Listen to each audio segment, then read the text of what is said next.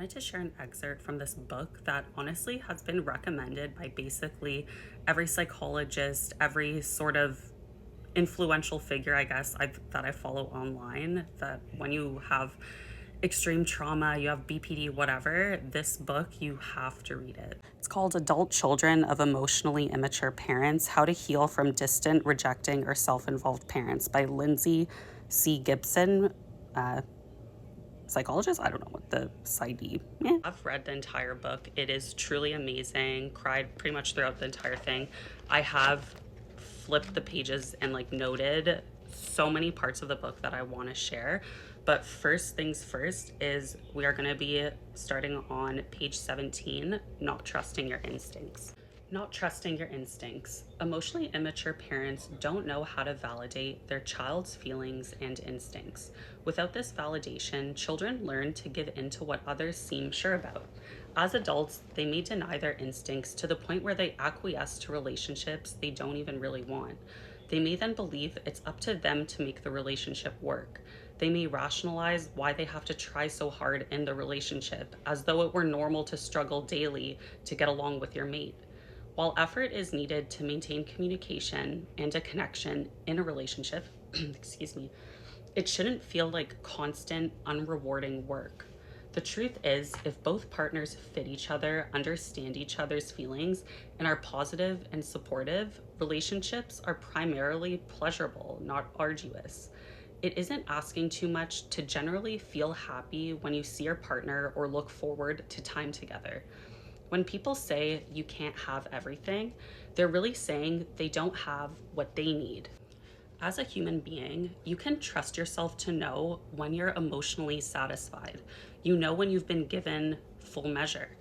You aren't a bottomless pit of ceaseless demands. You can trust the inner prompts that tell you when something is missing. But if you've been trained to discount your feelings, you'll feel guilty for complaining if everything looks okay on the outside. If you have a place to live, a regular paycheck, enough food, and a partner or friends, conventional wisdom says, how bad can it be? Many people can readily enumerate all the reasons why they should be satisfied and be shy admitting they aren't. They blame themselves for not having the right feelings. Megan's story. Megan broke up with her boyfriend twice before getting pregnant in her first year of college.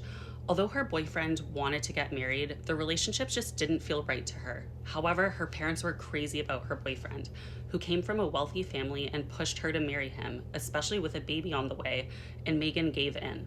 Her husband became a successful real estate broker, adding to his appeal for her parents.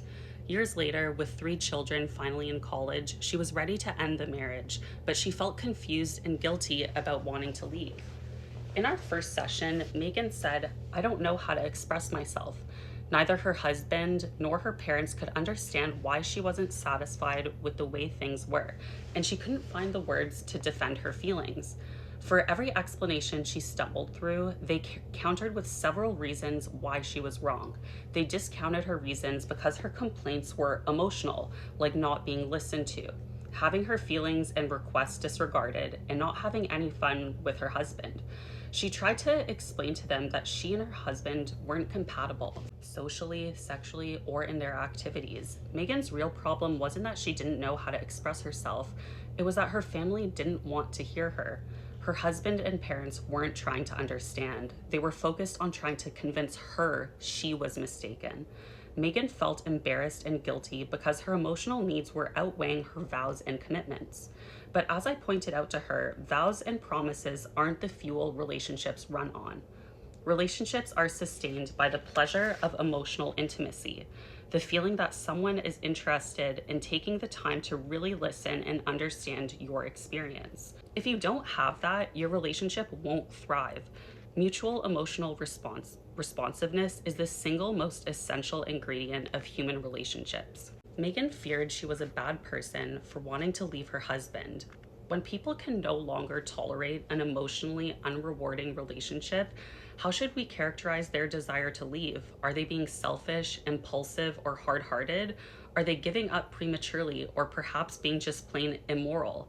If they've taken it all this time, why can't they take it a little more? Why rock the boat? The point might exactly be that they have taken it for so long. Perhaps they've literally used up all the energy they had to give, like Megan, who had spent years trying to give her husband and parents what they expected.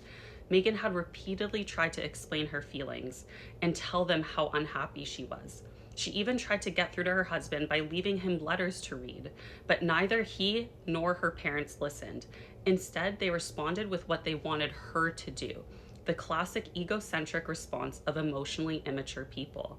Fortunately, Megan finally began to take her own feelings seriously and quit letting her husband and parents deny her emotional needs with arguments that were emotionally irrelevant to her. When Megan finally realized what she really wanted from a relationship, she shyly told me, "I want to matter the most to someone. I want someone to want to be with me." Then she looked confused and said, "Is that too much to ask? I really don't know."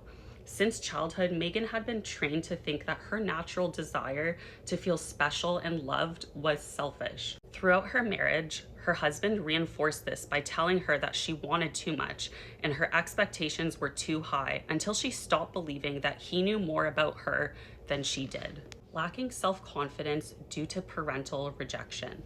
When parents reject or emotionally neglect their children, these children often grow up to expect the same from other people.